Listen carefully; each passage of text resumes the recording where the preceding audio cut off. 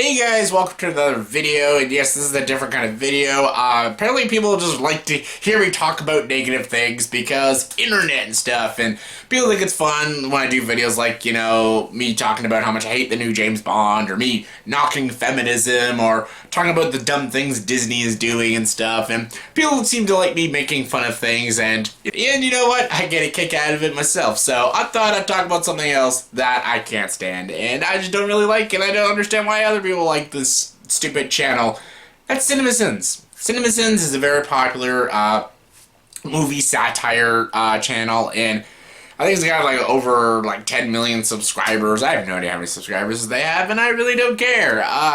But I don't understand why people really like them that much. Because I get movie satire that's very funny. Like, I like movie satire as well. When movies did movie satire, it was really great in the 80s, like Mel Brooks movies and the Zucker movies, but then they failed at that. But like, YouTube channels do it really well. Like How It Should Have Ended is super funny. That's really good movie satire. Even Doug Walker the Nostalgia Critic does a couple good movie satire every now and then. And Honest Trailer is probably the best example. Even though I'm not always the biggest fan of Screen Junkies, especially lately, Honest Trailer is always pretty consistently funny, and how they satirize trailers and film and stuff. It's actually very, very funny. CinemaSins, on the other hand, I get that's the point of the channel, but I don't know. I feel like you can do other ways and do other things with CinemaSins and stuff. I don't know. They pick apart like just random films. Most of them are like very, very popular films, and they just basically nitpick every little detail and give it a sin and give it a problem. They say every film has a sin, which is obvious. No film's perfect, but the way they nitpick films is kind of ridiculous. They like, how are you ever supposed to enjoy a film if you pick apart every second of a film and you just like, oh, that's a problem, oh, that's a problem, oh, that's a problem. Imagine sitting watching a film and your friend every 2 seconds is like, oh, that doesn't make sense, oh, that doesn't make sense, oh, that doesn't make sense, oh, that doesn't make sense. When you want to tell them to shut the fuck up, well, that's annoying. Like, I get huge flaws and glaring story issues, but I feel like problems with film is like with the filmmaking. If the direction's bad, the performances are bad, the cinematography isn't good, the writing isn't good. Like, I get huge problems with the plot and stuff and things that don't make sense, and it's very noticeable, and yes, those are problems, and even continuity errors can be very distracting, but they don't ruin the whole film. What ruins the whole film is everything. Bad direction, again, bad execution, bad structured storytelling. That ruins a film, but like little nitpicks here and there, which every film in the history of film have, and you just constantly point them out, it's not that fun. It's not that funny either. Like, everyone finds CinemaSins entertaining. Well, not everyone, but a lot of people find CinemaSins very entertaining and funny. I even know people, even friends of mine, that do the CinemaSins thing. Every time they watch like a movie, they go ding, ding, ding, and I'm like, what are you doing? And they're doing the CinemaSins, the little sin, like ding, that's a problem, ding, that's a problem. I'm like, that's really fucking annoying. Like, the point of also film is to enjoy the art form and just, I don't know, like, I get you gotta point out flaws in films because that's what a film critic does, but also when you want to just sit down and enjoy a film, you don't want to hear someone just kind of rip a film apart every 2 seconds. That's not what film criticism is. You still have to enjoy film, not just rip apart every little detail. And also for CinemaSins, for them being experts and knowing every sin about films, they nitpick things that actually don't make sense. And even some sins, I'm just like, what? Sometimes they're like, oh, this logo. I'm like, wait, what? Oh, this doesn't make sense. Wait, yeah, it does. Like, sometimes I don't even think they even know what the fuck they're talking about. Like, for people who know movies, they sometimes act like they don't know movies. I'm like, what the fuck are you talking about? And then when like a character in the movie points out a flaw within the movie, they're like, oh, that's not a sin, deduct some points. I'm like, yes, deduct the points that don't really make sense in general. Then they add 2 sins for another sin, and then another sin gets 5 sins. I'm like, well, how does that get 5 sins? Then that gets 2 sins. The entire way they do the numbering of sins in all their videos doesn't make any sense. I was like, wait, what? I don't know, like, there's film criticism and then there's film satire, and I don't think they do either or really any good, and I think there's some great film critics and there's some great film satire and stuff, but I just don't think CinemaSins is another one of those things. I think it's one of the most overrated YouTube movie channels out there. Almost next to Screen Junkies a little bit. I still like Screen Junkies, but I just don't like some things about Screen Junkies, but still love Honest Trail. Honest Trail is amazing. But, CinemaSins, I don't know like anything about CinemaSins, and I thought I'd just grab my laptop right in front of you guys and just watch it. I'm gonna pick a random CinemaSins video and just watch a bit of it. I'm not gonna watch the whole thing because honestly, usually when I do watch a whole CinemaSins video, I almost want to like shoot myself because how irritating it is. But I'm gonna pick a random one. I'm gonna watch it, just see what they have to say about like a film that I really enjoy, and yeah, let's get to it. I'm gonna go grab my laptop and let's see what I pick. Alright, I got my laptop and I randomly picked Home Alone. I was gonna pick Pulp Fiction. I was like scrolling through all CinemaSins' videos. I'm just like, no, I don't care. I saw Pulp Fiction. I'm like, and there's like a 20-minute video of everything wrong with Pulp Fiction. I'm like, really? 20 minutes? I'm like, but that's a Home Alone, and I thought like, okay, maybe they could actually think of good points because Home Alone's not a phenomenal film, but I love Home Alone, grew up with Home Alone, so I think this would be an easier film to box. So I want to see what they say about Home Alone and what they classify as a movie sin. Maybe I'll look at a couple other ones very quickly, but I just want to see what they say about Home Alone. Everything wrong with Home Alone. 15 minutes or less. Spoilers. No fucking shit. Why does the cartoon version of the house and the logo look so different from the actual house? It's a beautiful house. Use that for your stencil. Why, yes, this... What the fuck? What? Oh, I'm sorry. If you didn't hear that, he says, why does the cartoon house look different from the actual house? I'm like, because it's a cartoon house. That's the point of opening sequences using animation. It's to build the cartoony zaniness that is Home Alone, and that's what Home Alone is. So they use a cartoon house to represent the house of the McAllisters. It's not supposed to look exactly like the replica of the house. And that's a sin, apparently. It's a kids' movie, too, you know. Okay. This obviously well-off family with 1,600 kids has overdone it on the Christmas lights. Thanks for noticing. McAllisters put lights on the trees across the sidewalk, surely prompting lawsuits from the dozens of kids tripping on the wires. Actually, there is no wires on the sidewalk, so they're allowed to put as many wires on their own property since it is their own property. So, again, not a sin either. Look, I know it's chaotic and all, but you're telling me not one of these kids are paying attention to the uniformed police officer in the middle of the entryway? Did you by any chance pick... Okay, so he's like, okay, so all these kids are playing. Joe Pesci's like, oh, anyone? I'm like, they're kids playing. I don't think they give a rat's ass about a cop standing there. They're children playing. They don't care. Do you not know kids? Like, oh, come on, I know kids. Trust me, they don't give a shit. Pick up the voltage adapter thing? No, I didn't have time to do that. Well, how am I supposed to shave in France? Peter ignores thousands of years of men shaving with alternatives to electric razors. Pick up those... What? Some people can't use actually electric razors. Some people have to use specific razors. I know my cousin actually has to shave with actual specific razors because he gets rashes and skin irritations. Some people can't actually use electric razors because it pulls their hair. So, again, also not a sin. Idiot. Micro machines that are all over in there? Holy hell, a film shout out to Micro Machines, whose commercials are on record as being 1/3 the inspiration for CinemaSins. 2 cents off. Go pack your suitcase. Who the hell would let an 8-year-old pack his own suitcase? If I did that when I was 8 years old, it would have been full of only red vines and comic books. Also, Okay. Actually, I packed my bag when I was a kid too. Like, I think any kid logically knows to put their clothes and their toys in their bag. I didn't put my actual toys or candy in my suitcase. I put all my clothes and then I had an extra little carry-on bag to put my action figures in. So I think kids know it. I think you're not giving kids enough credit when they pack. So, also, not a sin. and later fakes a giant Christmas party and creates a torturous series of traps in his house, but packing a suitcase is just too overwhelming. Well, kid. Never No mind. parents. Probably a fancy orphanage. Harry forgets that he just saw a full-fledged adult walk by and ignore him 2 minutes ago. You what the... It's a joke. It's a joke.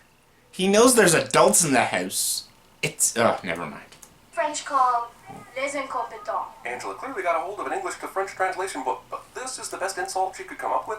If he had She's a child! Oh, God. something to drink, he's gonna wet the bed. Everyone is giving this poor kid a massive amount of motivation to wish to spend Christmas alone. This family makes the Tenenbaums look like the Seavers. This is an orgy of evidence that this is a boy's room from the 90s. Michael Jordan poster, check. Random sports equipment. Well, yeah. It was made in the 90s. Placed perfectly on shelf. Got it. Poster of Bikini Babe? Definitely. Time of your life board game? You bet. Wait, what? Is it true that French babes don't shave their pits? C'est raciste. Also, what is Buzz worried about? He's 14 years old and looks like Biff Tannen's nerdy little brother. I don't think he'll be getting any during his French holiday. Check it. It doesn't matter. That's what those little teenage boys do, especially bully teenage boys. They, want to hit on girls and stuff. My brother was like that, so I know people like that. Now, old man Marley. Buzz, whose window faces Marley's house, is fascinated to see a dude that he's presumably noticed a million times since living here, because we needed a quick way to introduce him. Also, you did not notice this from the far side of the room. Murders. Actually, to find out that flaw, he probably heard his shovel. I know when my neighbor is shoveling outside, I can hear his shovel when he's shoveling, so he probably heard his shovel. That's why he heard that's why he said, oh, go check out this guy. And plus, the reason why he brought his brothers over to go look at the window is to scare Kevin. That's the whole point of the scene, is to make up the story about this guy who's a killer and stuff, and he's doing it to scare them. That's the whole point and stuff. Because that's what kids do. I remember there was a guy that lived by my school. We all thought he was like some creepy, gruely guy and stuff because he always used to walk by the school and stuff. Everyone used to make stories that he was like a killer and stuff because kids like to be scared. Kids like to make stories up. That's the whole point of being a kid and stuff. So, again, this is through like an imagination of a child. So, again, not a sin. Ugh. This whole thing. Oh, boy. People on the block. How come the cops don't arrest him? Not enough evidence to convict. I realize this is 14-year-old logic, but do they really believe this asshole killed his family and half the block, but there wasn't enough evidence for conviction? Was Johnny Cochran involved in this case? Again, kids' imaginations. Not only is this reckless driving, it'll definitely lead to the pizza toppings getting all shifted to one side. And then there's a cheeseless side, and everyone suffers because this asshole didn't notice a stop sign. Little Nero. Actually, you can put things into the box that can make all the pizza stand still. So no matter how crazy you drive, the pizza will always stay still in the box. So, not necessarily. Rose must have the fastest pizza oven ever. Or at least pre-make pies with every possible topping combination and make this arbitrary 20-minute pose deadly. Also, how big can that delivery zone be? Like a half mile or less from the parking lot? Well, we have automatic timers for our lights, locks for our doors. That's about as well as anybody can do these days, right? Dude, house alarm systems have been around since the 1870s, and you can clearly afford one. So that is not the best you can do, even in 1990. But He's just telling the opposite of the truth, man. Like, because they don't have perfect alarm systems, doesn't. That's just, that's just people. They just don't really give a shit and stuff like that. That's not a flaw within the movie.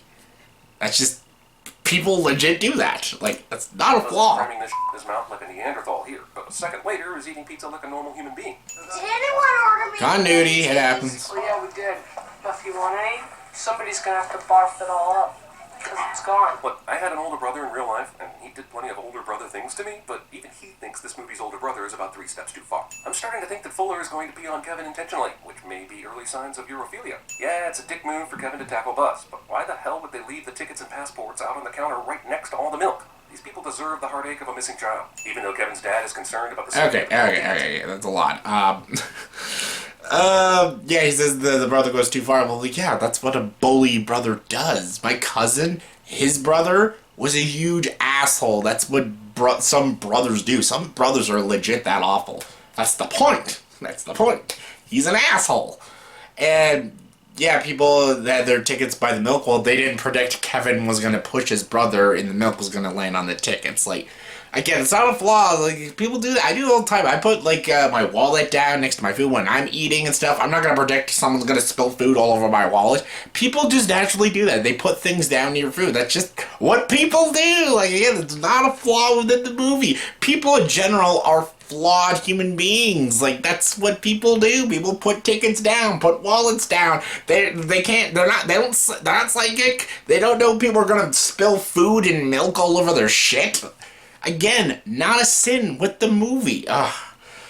This video is 15 minutes. I'm only 3 minutes in. It already is annoying me. I'm done with this one. I'm just done. Okay. I'll watch one more. I don't know. God. Oh, this is just annoying. Wonder what other ones. I'm gonna look, see what else they got here. Because oh, fuck off, CinemaSins. They got one for Chappie. Yeah, that's an easy one they can do.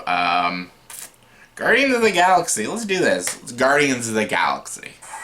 I kind of want to see this one. Hold on, I have to get through the ad first. Guardians of the Galaxy. So everything wrong with the everything wrong with Guardians of the Galaxy. 13 minutes or less. Just in case you confused it with something vaguer, like kitchen 20th century, given some... Okay. Wow, just right off the bat, it's stupid. It says, because they say Earth, 1960 something. Oh, don't confuse it with something else. I'm like, of course they have to say Earth. It's Guardians of the Galaxy. It takes place all through the whole galaxy. So of course you have to specify it's starting off in Earth. So, yeah. Anyways. Sony's branding dominance in the mobile cassette player wars. This is a product placement for Sony, even if it isn't. Which is even more interesting, given Marvel and Sony's fascinating love-hate relationship over a certain Spider-Man. Comic book heroes' parents are dead or dying cliche. Well, they're going with the comics, but even now and then, it kind of is cliche, but at the same time, it gives them more of a motivation, especially for Guardians 2, and for Star-Lord, why he's called Star-Lord stuff, and why he has to listen to the music, and this is all, like, big things within the plot and the story of why people love Guardians of the Galaxy so much, is that his cassette player with all the 80s pop songs. It was given to him when his mom was dying, or was gonna die and stuff, so it's cliche that she died, but it's also, it creates a great arc for Peter / Star-Lord. That's the whole point of his character arc. And his love for his mother is the most pure thing about him, so saying it's cliche is sure, but still not a sin for the movie because it makes the character more interesting, so not a sin. No, Quill runs from terms of endearment in... Okay, how's that sin? He said no. So that's a sin, because the kid said no, and he said no in a really good way. That kid's a very good actor. So he says no, because no. Fuck it. ...to an American Werewolf in London. This logo gets longer and longer. Okay, because that shot looks like a shot out of American Werewolf in London, that's a sin. There's a lot of shots that look like some more shots from other films. Doesn't mean you're directly stealing it. So... For every fucking time I see it. Also, Marvel logo waits until 3.5 minutes pass so that anyone waiting in line for popcorn could still see its brilliance. Yep, nothing important happened to that alien kidnapped child for the next 26 years. Hologram home...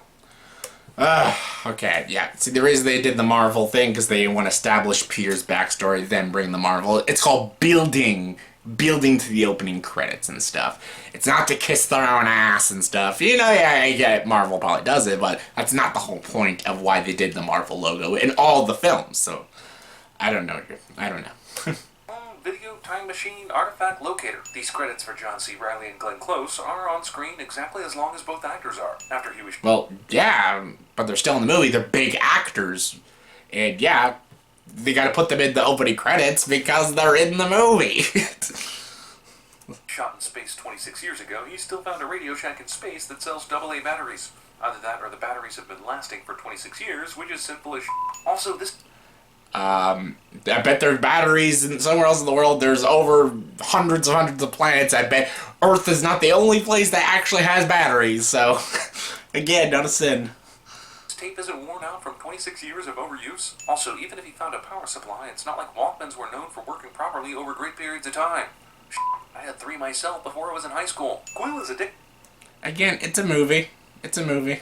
to things. We can't play the song, but whoever got credit for putting the soundtrack together clearly has a Bachelor of Arts from the University of watching tons of Tarantino movies. Quill is singing. Wait, how is that a sin putting these songs in? Like, that's just showing how fun and lovable and fun-spirited the movie is. Just because the songs on the movie doesn't make the movie a sin? Ugh. God, what a stick in the mud. Ugh. This song in real time, but you cut from the Space Rat mic shot to several shots of him dancing with nothing whatsoever in his hands. You can't just cut back to the rat microphone thing like he still has it. Previous owner decided to leave Again, continuity, it happens. Doesn't this give a valuable item that literally could have been pocketed before abandoning the planet. Thunder and lightning indicate something ominous is coming. Well, yeah. Yeah. So? How did you show up to get it right when he did? This is fucking space, right? Korath shoots a hole in the wall that just happens to be the direct escape route to Quill's ship. Korath just took out a... Well, yeah, every hole in the wall would actually go the way to Quill's ship, unless he shot that way, but his back was that way, so he shot that way, so yeah, he went out that way, obviously. A huge stone wall with his gun, but they still need to build this anti-aircraft thing for some reason. Look, I'm gonna be totally honest with you. I forgot you're here. How long were you dancing on the surface to that one song? You must have forgotten her days before you even landed here, right? No. He probably forgot she was probably there for a while, and he forgot she was there because that's what Peter is.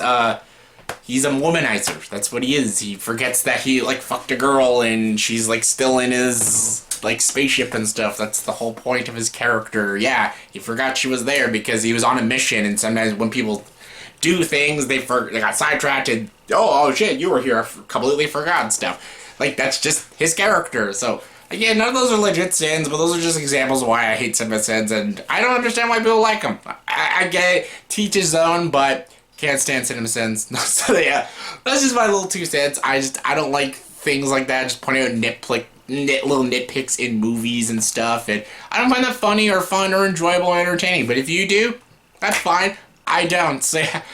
In the comment section below, please tell me what are your thoughts and opinions on CinemaSins. Are you with me? Do you think they're just not that interesting and just kind of think they're very overrated? Or do you love CinemaSins? Do you think I'm wrong? Give me your thoughts and opinions. Comment below, let me know. And as always, if you like this video, please subscribe to this channel and join the dark side.